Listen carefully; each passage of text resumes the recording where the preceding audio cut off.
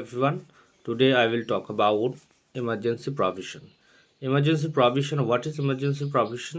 যখন কোনো জায়গাতে বা কোনো স্থানে প্রেসিডেন্সি রুল জারি হয় তখন তাকে এমার্জেন্সি প্রভিশন বলে গণ্য করা হয়। এই এমার্জেন্সি প্রভিশনটা জার্মানির ভাইমার কনস্টিটিউশন থেকে অ্যাডপ্ট করা হয়েছে। পার্ট 18 আছে এই emergency provision. So basically there are three types of emergency provision: article 352 national emergency, article 56 state emergency বা presidency rule, and article 360 financial emergency.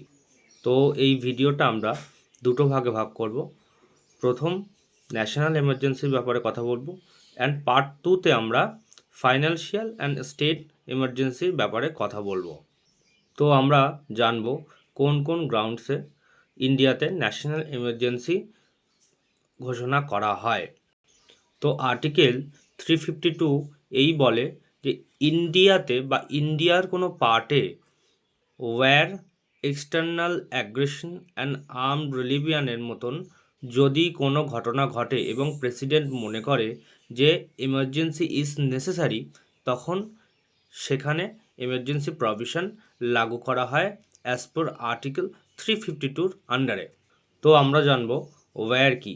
Wire হচ্ছে, একটা এক্সাম্পল দিই, যখন ইন্ডিয়া এবং পাকিস্তান যদি মনে করে আমরা নিজেদের মধ্যে যুদ্ধ ঘোষণা করব তখন বা যুদ্ধ করব, তখন তাকে ওয়্যার বলে গণ্য করা হয়। অ্যান্ড এক্সটার্নাল অ্যাগ্রেশনটা কি? এক্সটার্নাল অ্যাগ্রেশন হচ্ছে কোনো বিশেষ সংবাদ ছাড়াই যখন একটা দেশ আর একটা দেশের বিরুদ্ধে যুদ্ধ করতে থাকে অনবরত বা আর্মড ফোর্সেস ইউজ করতে থাকে, তখন তাকে এক্সটার্নাল অ্যাগ্রেশন বলে। এই দুটো কারণের জন্য যদি এমার্জেন্সি ঘোষণা করা হয় তখন তাকে বলা হয় এক্সটার্নাল ইমার্জেন্সি। যদি আর্মড রিলিভিয়ানের জন্য এমার্জেন্সি ঘোষণা করা হয় তখন তাকে বলা হয় ইন্টারনাল এমার্জেন্সি। তো আমরা জানি যে ইন্ডিয়াতে তিনটে এমার্জেন্সি আছে: national emergency, financial emergency and state emergency.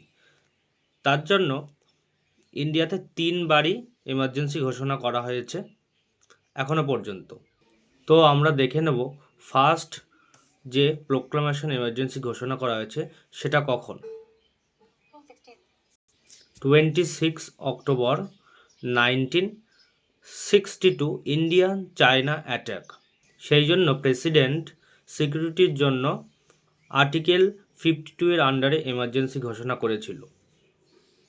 And article 359 এর আন্ডারে the president suspend of fundamental right. Second proclamation of emergency, Pakistan attack on India, 3 December 1972। এখানেও প্রেসিডেন্ট ইন্ডিয়ার সিকিউরিটির জন্য এমার্জেন্সি ঘোষণা করেছিল।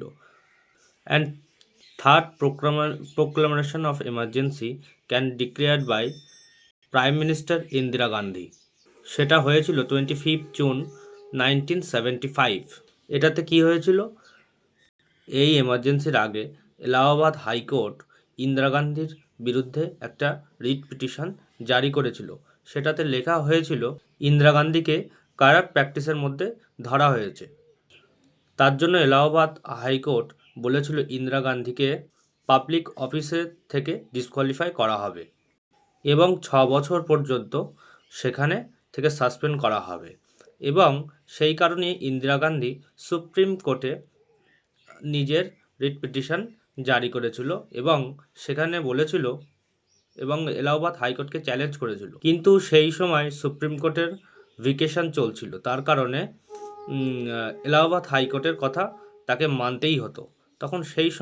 তখন ইন্দিরা গান্ধী কোনো কাউন্সিলের ডিসকাশন না নিয়েই সেই রাতে থার্ড প্রোক্লামেশন অফ এমার্জেন্সি ঘোষণা করেছিল, যার ফলে অনেক সমস্যাও তৈরি হয়েছিল। Thank you.